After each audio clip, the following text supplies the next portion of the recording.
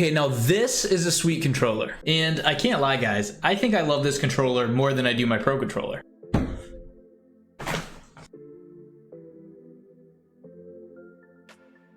Whoa, whoa, whoa, baby, it's not what it looks like. Be calm. I can explain.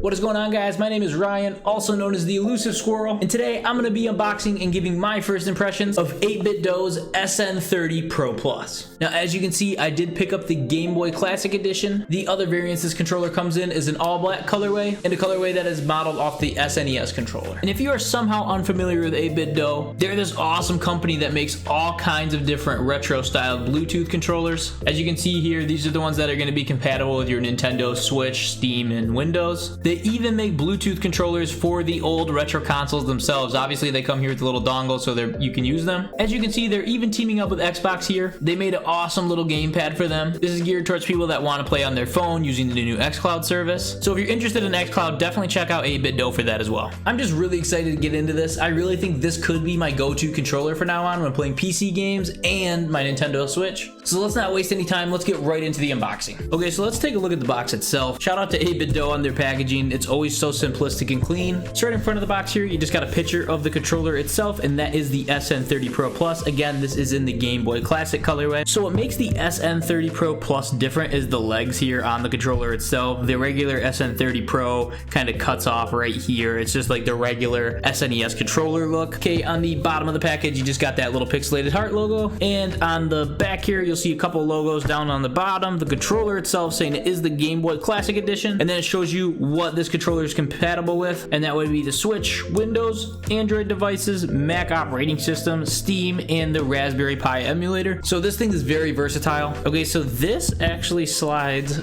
right off, and there we go.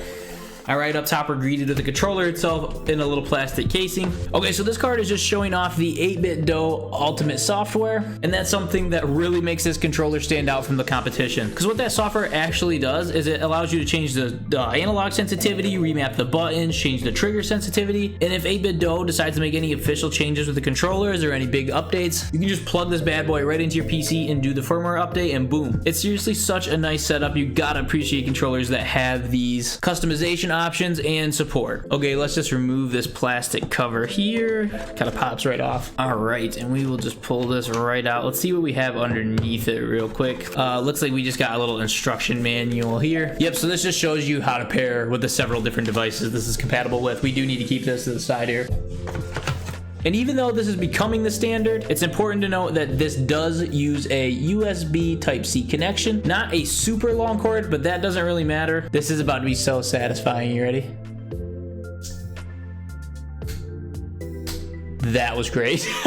The color on these buttons really pop. I love this Game Boy Classic Edition. It is just so clean. I love the positioning of these analogs. I definitely prefer this over the alternating setup. The select and start button are that rubber material, just like they were on those retro controllers. Seriously, 8bitdo does such a great job on these. And I can tell you one thing, this D-pad and the triggers feel so much better than the Pro controller already. I am seriously impressed by this thing. I think this is going to become my main controller, and the triggers just feel like they're super top notch. They're not flimsy by any means. They have a great level of resistance to them. For your Switch, you'd have your capture button here, your home button obviously here. And the last thing I'll go over really quickly about the controller itself is the rechargeable battery is actually removable. I love that they did this. It even has the 8bitdo branding right there on the battery itself. But yeah, if this ever died and you didn't want to plug it in and be close to your console, especially if you're on a big TV, you can just put AA batteries right into this thing. It's awesome. So many of these controllers don't have that option, and even if the battery goes dead, you're not stuck buying a brand new controller. You can just go buy some AA's to put in this bad boy. Another small detail here, behind the battery, it has the instructions on how to sync the controller to the various devices it's compatible with. And they do claim that this gives you a 20-hour battery life, and it only takes 4 hours to charge it. As you can see, I have Mario 64 pulled up,